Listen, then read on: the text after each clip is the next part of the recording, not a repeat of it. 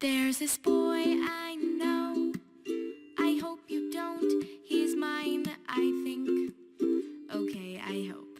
I think about us sometimes in a polka dot. It was so nice to hear the Iris's video song, and you can all purchase it on iTunes. And that's my only disclosure. Do we have the first slide? Okay. I have nothing pertinent to disclose. In the beginning were the bylaws.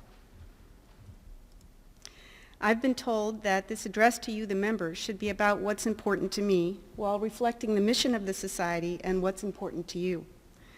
This address is therefore about your society, the American Association of Endocrine Surgeons.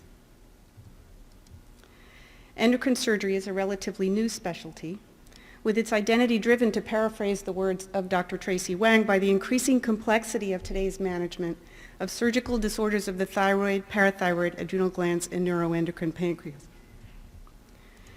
In the past, these diseases have been incompletely understood, and even today are often missed. Endocrine surgery has been practiced for centuries, actually, as summarized here from the works of Drs. Wellborn and Pasica. In the 19th century, there was resection of endocrine glands for enlargement and neoplasia. At the turn of the century, as hormones were discovered, there was surgery for hypersecretory states. In 1948, the release of cortisone for medical use allowed safe adrenalectomy. And next, surgeons such as Oliver Cope began to appreciate the physiologic responses of surgical manipulation of a diseased organ, while the apodoma concept took hold. By the time of Dr. Richard Prince's presidential address in 1996, there were 70 approved U.S. residency programs in general surgery that had at least one endocrine surgery on faculty. More recently, AAES has developed resident and fellowship curricula, as you'll hear about in more detail in a minute. AAES was founded in 1980. Interestingly, the bylaws were initially drafted by Dr. J. Harness. In 1991, when I began going to meetings as a fellow at NCI, it was basically still a club of smart, nice, egalitarian people in a surgical world that at that time was not always nice.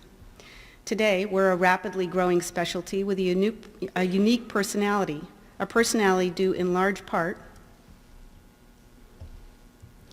to the responsible, generous natures of many prior greats, some of whom are pictured here, and many others are pictured in upcoming slides.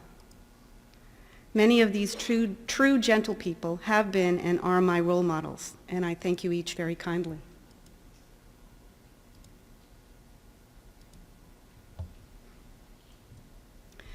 In full disclosure, right from the beginning, AAES has been unlike other professional surgical societies, being characterized by a particular brand of friendly, creative curiosity, and by a strong interest in best results for patients. To perhaps overstate it, while it's true that we're smart, detail-oriented nerds who dearly love to talk shop, we also embrace change easily, and we work notably hard to prospectively and objectively advance the field. We love to use complicated tumor markers, perform delicate surgeries, and invent intricate management algorithms, but we also prize clever, directly practical patient care. Endocrine surgeons also stand out for the habit of reflection, for a true joy in mentoring, and for a bias towards collaboration, which is often multidisciplinary in nature. This is the executive council meeting being run by Dr. Jeff Thompson with the blue arrow, in which council voted to admit our allied surgical colleagues to membership. AAES members are enthusiastic volunteers, as our new management company, BSC, is experiencing. Okay, let's do a research run to the moon. Great idea. Is it feasible? Do we have the money? And who wants to work on the committee? Energy is our heritage, but no matter how much we wish to take on for patients, we must also keep in mind that, as Robert A. Heinlein popularized in The Moon is a Harsh Mistress, there's no such thing as a free lunch. While I detail our evolving initiatives, it's good to keep in mind that the Oxford Dictionary defines evolution as 1, the process by which living organisms are thought to have developed and diversified during the history of the earth, and 2, the gradual development of something, especially from a simple to a more complex form. Wikipedia, which today has replaced the Oracle at Delphi, we should call it the Wikipedian lymph node, describes the mechanisms of evolution that we all recall so clearly from medical school. These are natural selection, mutation bias, genetic hitchhiking, gene flow, and genetic drift. And because AAES is all about outcomes, let's review the potential outcomes of evolution, which are adaptation, coevolution, cooperation, speciation, and extinction. Again, in the words of Dr. Wang, as medicine evolves, the perioperative management of patients with hormone-secreting tumors has become increasingly intricate and refined. At the same time, endocrine surgery care has also become more centralized to those with better outcomes, leading to a higher standard of care that Dr. Pasika in 2009 described as a classic positive feedback loop. A higher standard of care in focus areas stimulates research, and research in turn improves the quality of education and training, which leads to better patient care. Dr. Prince in 1996 called for AAES to develop defined educational goals and objectives for the extant apprentice-type postgraduate training that was then available in endocrine surgery, a call that has since been refined and extended by a number of our leaders, some of whom are pictured here. In 2005, the AAES Education Committee developed a formal curriculum for fellowship training.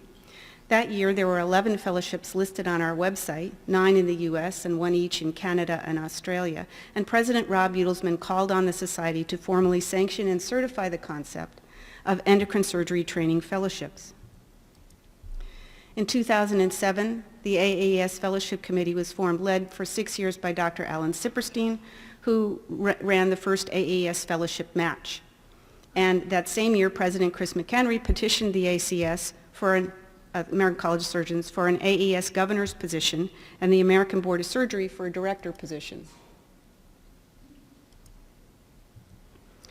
By 2008, there were 16 AAES recognized fellowships with 24 applicants competing for available slots. In maturing our training, AES has carefully scrutinized the parallel evolution of international societies such as the British Association of Endocrine Surgeons and of other U.S. subspecialties such as surgical oncology, which, like endocrine surgery, is based on a systems approach to disease. However, surgical oncology has recently gone in a different direction, that of ACGME oversight, rather than preserving an independent junior faculty status during fellowship. Noting the positive associations of higher hospital and surgeon volume with good outcomes for many types of surgery, including thyroidectomy, in 2010, Dr. Solorzano and colleagues reported the results of a survey of endocrine surgeons practicing for under 7 years and observed that 89% had completed an endocrine or surg-onc fellowship, but with variable case distribution during training. And concerned about potential saturation of the job market, in 2010, Dr. Sinberg at UCSF surveyed all ages of practicing endocrine surgeons and found very high levels of job satisfaction, and up to that point, that young endocrine surgeons were more likely to join academia or established practices. Dr. Shin reported that although graduates worried about the job market, they were happily employed. Moreover, many surgery department chairs were on board in recognizing the new specialty, and 39% plan to recruit further onto their faculty. However, only 3 of 10 private recruiters were familiar with endocrine surgery at that point. And today there are now 25 AAS accredited fellowships. Last year, Dr. Tracy Wang became chair of the fellowship committee, and she's been very active in comprehensively evolving processes to include a completely online match, a fellow data registry, and a guiding principles document that details the match timing and code of conduct in the service of transparency and consistency. The accreditation subcommittee, which has been chaired by Dr. Barry Anabnan, whose photo you'll see in a minute, has worked hard to codify and bring about, for the first time last June, the formal accreditation of AAES fellowships. The accreditation process requires so much work, again by volunteers, that today you, the members, will vote on designating this to be a formal standing committee in the bylaws at this afternoon's business meeting. Here's an example of Dr. Wang's lovely new letter for graduates of AAES accredited programs. So as we say in Pittsburgh, what needs doing? Over 80% of general surgery residents pursue fellowship training, and AAS is vibrant and growing today. Our Sterling accreditation process is off and running. As others have said before me, I think in the near future we need to work to have at least one endocrine surgeon on the faculty of each general surgery residency program. Our fellowships are certainly a reason that we're increasingly recognized as objective expert caregivers, and in this regard we need to move towards formal specialty recognition by both the board and the ACS. We need to include in our fellowship curriculum more specific education about the skills needed to grow one's practice in the community setting, particularly given the data I'll show in a few minutes. And it goes without saying that AAS members need to keep doing their utmost to achieve best outcomes for patients. Whoops. Please hold.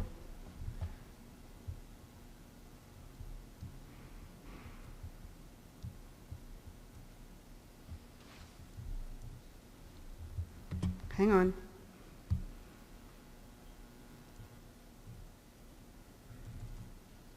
Okay. Genetic hitchhiking occurs when neutral genes are influenced by genes that are under selection. Over the last decade or so, Endocrine Surgery University has been a popular program held annually by the American Association of Clinical Endocrinologists, or ACE, to enhance the training of medical endocrinology fellows nationwide. Through the diligent efforts of Dr. Martha Zeiger, after careful planning by ACE and AES executive councils, in 2010 we were able to launch the first annual Endocrine Surgery University, which was a great success for all attendees, faculty, and fellows alike. ESU rapidly became an AAES institution. Because the features of this innovative program may not be well known to all members, I'm going to take a few minutes to describe it.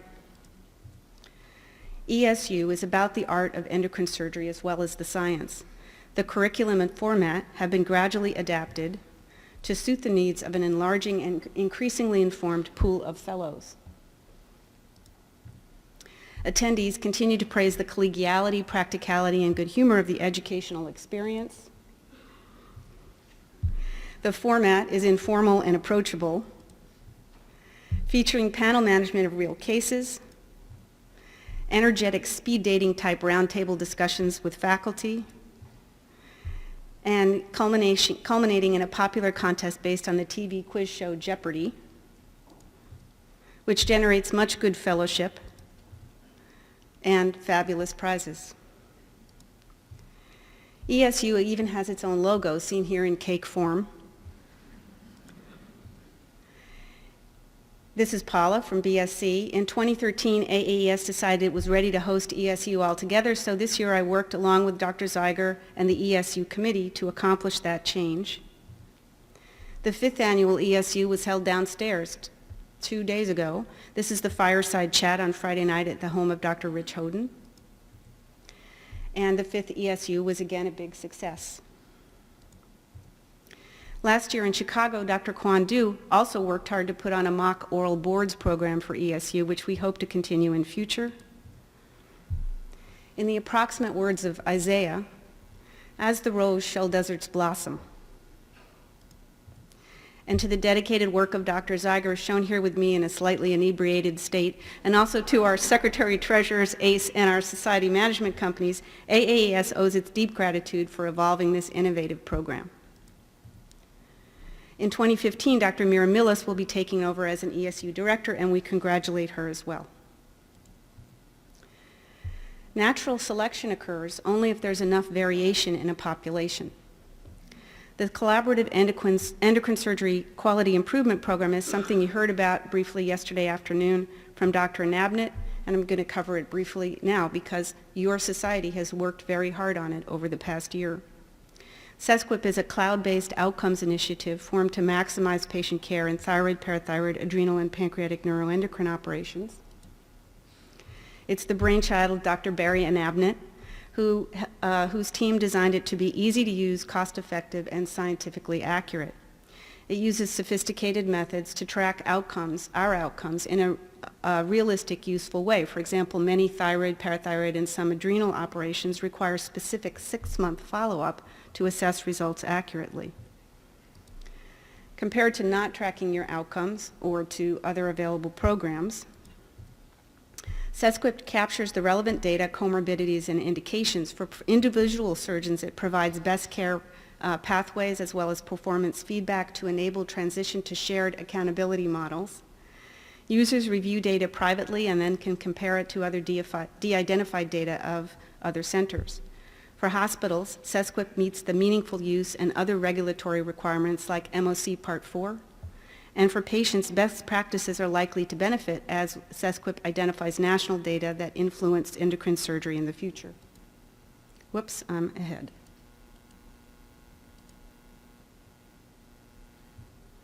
SESQUIP was designed to be inclusive and collaborative with enrollment open to all interested surgical specialties, including non-AAES members. You do not have to be an endocrine surgeon or a member to participate in SESQUIP.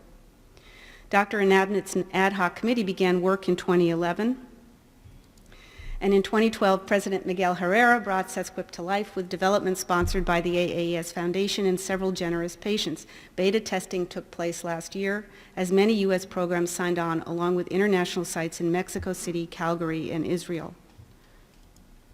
This is the SESQUIP logo.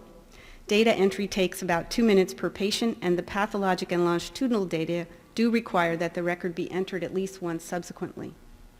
Later today, at the business meeting, AAES members will vote on recognizing SESQUIP as a standing committee in the bylaws. The more surgeons who participate in SESQUIP, the more robust the data, and at last update there were 28 enrolled institutions with 79 unique users. As Rachel Kaplan says, engage in activities that shift our consciousness toward an ethic of conservation and care. Gene flow eventually results in the appearance of new species. To me, one of the best things about AAES is that we work actively to improve the field. The work does not obligate use of a pipette. When I started out, I did do basic science research, as I'll mention in a minute, but all along my path has been enlivened by the knowledge that we prize astute clinical research on behalf of patients. In other words, when you notice something in your practice, it's often not that hard to study it productively. And in a minute, I'll share an example of that. This year, a major reason I formed the Community-Based Surgeons Committee was to help our evolving and more numerous community members get more of a voice, but also to give them a chance to grow such research in their own practices. The Community-Based Surgeons Committee is chaired by Dr. Corey Foster, who practices in Ithaca, New York. Their first activity was a survey to find out how many AAES members actually consider themselves to be community surgeons, which is a relatively new phenomenon. In the past, endocrine surgeons tended to be from academia or another environment conducive to building their practice through long years of expertise. And the CBS survey has some interesting results. With a high 62% response rate, a full 37% said they have or will have a community-based practice. Community-based endocrine surgeons value their membership most highly for keeping updated on new techniques, but also for our clinical debates and networking.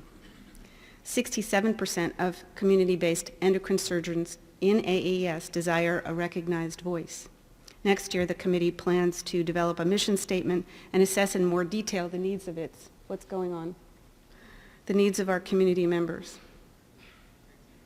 Exit?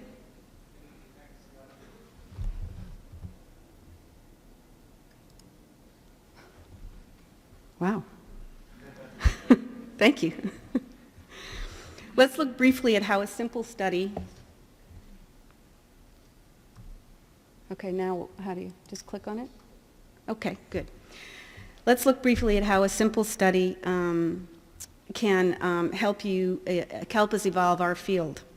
We all know that we're taught in medical school that when you're evaluating a patient with a presumed sporadic primary hyperparathyroidism before surgery, you should ask for a history of MEN1. And we all know that the answer to that question is no. I don't have such a history, even if they turn out later to come from a recognized kindred. I was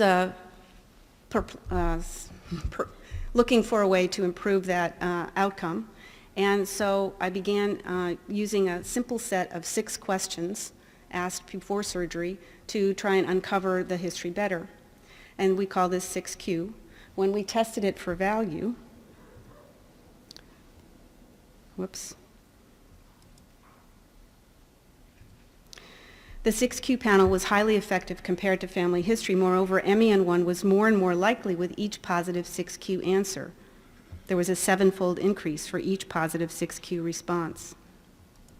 And also with young age and male sex, which makes sense since MEN1 is autosomal dominant, whereas sporadic hyperparathyroidism is much more common in women. Not only that, 22% of the patients with false positive 6Q results turned out to have jaw tumor syndrome, which, candidate members, sets you up for your next study. And this study also answered a long-standing question for me, which is when I find 4-gland hyperplasia at surgery for presumed sporadic primary hyperparathyroidism, what's the likelihood that it actually represents MEN1? And in our region, that chance is surprisingly high at 1 in 4. What are the 6 questions? Do you have a blood relative with kidney stones, ulcers, brain tumor, pancreatic tumor, neck surgery, or high calcium levels? In mutation bias, the change that occurs most often is the one likely to become fixed in a population. Dr. Van Heerden, when he sees this video, because he couldn't come to Boston this year, will wonder why he's intercalated here at this point, but he introduces another example of AAES evolution. I recall clearly the moment a decade ago or more when I was scared but determined at one of our national meetings right after the Monday luncheon. I wasn't even on the council yet. And I walked up to him, who I'd worshipped from afar as omniscient past president, and said, "Sir, there's been so much recent change in the way we do parathyroid surgery. You big guys should talk it over and decide and tell us how to do it." He smiled supportively. As Ursula K. Le Guin says, human mindfulness begins where the wish to be the same leaves off. So a lesson here for candidate members is speak up with your ideas. Come talk to us at the break after this talk. After 2 decades of worldwide innovations in the field of parathyroid surgery with the aim of cohering best practices for primary hyperparathyroidism, this year AAES embarked productively on a new project that will help define outcome parameters for operative success. The AAES parathyroidectomy guidelines brings together multidisciplinary North American experts for a surgeon-sponsored effort that is timely, objective, and that simply has not been done before. In the past, the proven surgical approach has been bilateral exploration under general anesthesia. The term exploration addresses the central anatomic and imaging facts about this disease, which include the realities that about 15% of patients have multiglandular disease, up to 10% of patients have more than 4 parathyroid glands, and whether they're normal or abnormal, glands can hide all over the neck and upper chest. Imaging tests are notoriously poor at identifying or excluding multiglandular disease. Thus, experience in dissection is required to both find abnormal glands and decide whether they're abnormal or not. In the last 2 decades, there have been a burst of innovation in the surgical approach to primary hyperparathyroidism. Here's a selection of key papers on the next several slides. The advent of intraoperative PTH monitoring in 1995 stimulated many centers to develop methods for minimally invasive surgery, in which routine bilateral dissection was replaced with ways to focus the dissection, relying on a functional method to assess gland abnormality rather than a visual one. At the same time, endocrine surgeons paid closer attention to the objective benefits of the surgery and to the fact of high-volume expertise, and to other methods for achieving concise yet successful parathyroidectomy, and to optimal imaging techniques and outcomes. The rapid change has also encompassed healthy re-examination of the indications and cost efficacy and validation results and other controversies of minimally invasive parathyroid surgery. For example, our study given last summer at IAES evaluated the criteria for an adequate PTH drop after surgery at the end of the operation and found that operative failure was 19 times more likely if the final PTH level dropped by 50%, but not into the normal range. Yet for every surgeon in the field, the desired outcome has been and remains cure at the first operation. So all fad pressure aside, what are the outcomes of this rapid evolution? You have to read this carefully. See the internal pun here? Okay. Green and colleagues at Cleveland Clinic surveyed practicing surgeons from AAS and ACS, reporting in 2008 that minimally invasive techniques were increasingly popular, but also increasingly disparate. In 2011, I polled the directors of the 19 AAES fellowship programs, asking what operation do you teach currently for initial primary hyperparathyroidism surgery? That is, no prior anterior neck surgery. And candidate members, one lesson here, if you look at this slide carefully, is that it can take a long time for something to appear in print. In this study, which had a 100% response rate, the 19 program directors shared their pearls and much good humor, and the findings showed high congruity in the way patients are managed in AAS fellowship training today. A high proportion, 84%, routinely check a vitamin D level preoperatively, all obtain at least one imaging study to guide a focused exploration if anatomically possible. 95% use preoperative ultrasound to check for concurrent thyroid nodules, and if they're there, 100% manage them with preoperative FNA as required. 68% use some form of oral calcium supplementation postoperatively, and every fellowship program defined operative cure by durable eukalcemia, measured at a median of 6 months after surgery and a mean of 5.7 months. There was also high congruity in the way parathyroid surgery is conducted. All programs operate with intent to cure, focus the dissection when anatomically feasible, and convert to a bilateral exploration if required by the findings. Other practices are relatively uncommon. 2 of these practices in that bullet are mine, normal gram biopsy and video systems. These congruencies set a standard for future outcomes analysis.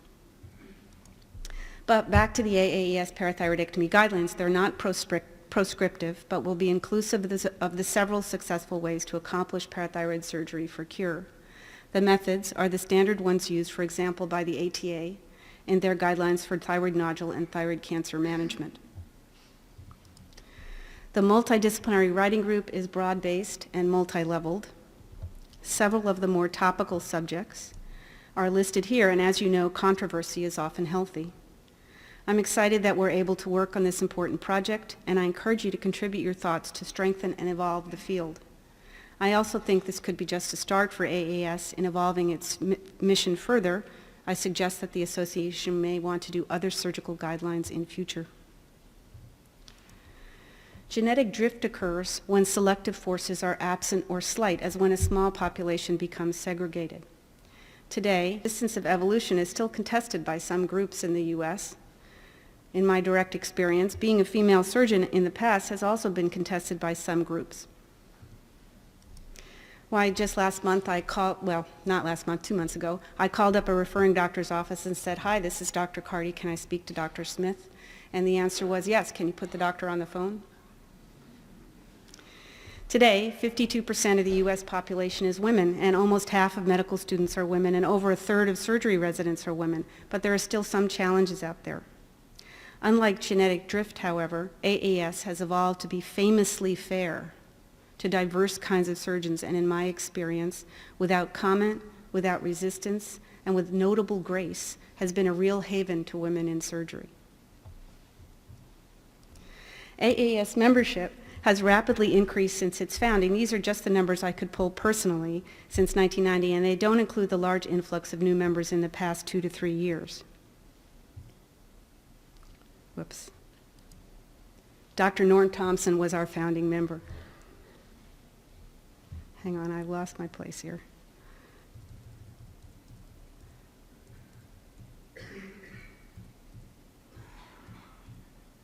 Okay.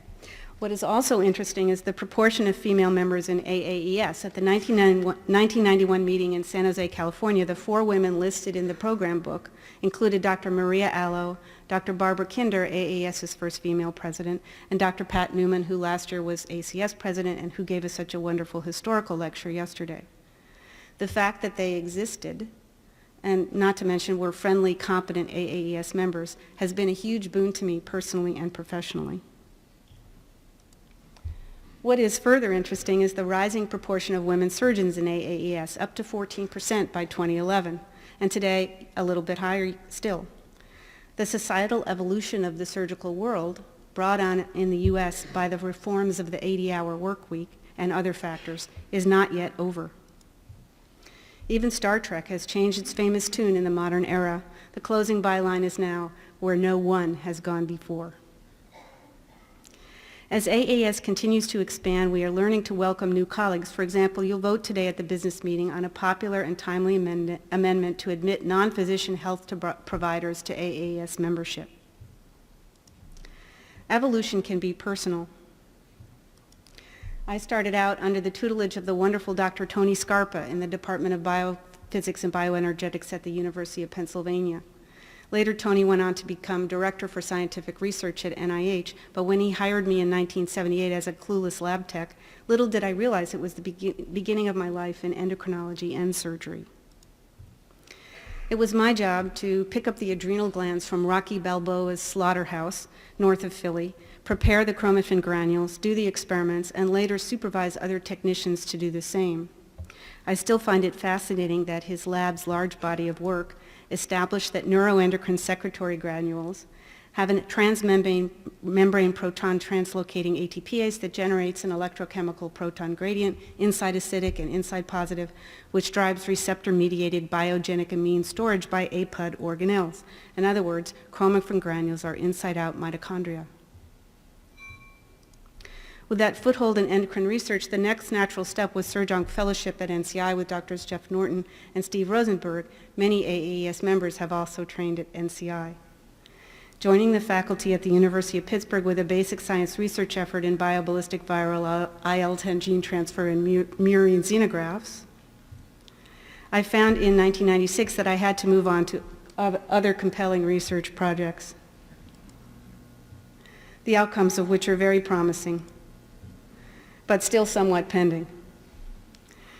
Over the last decade, it's been my privilege to help advance the field of molecular profiling with our extensive group at the University of Pittsburgh, which you heard about this morning from Yuri.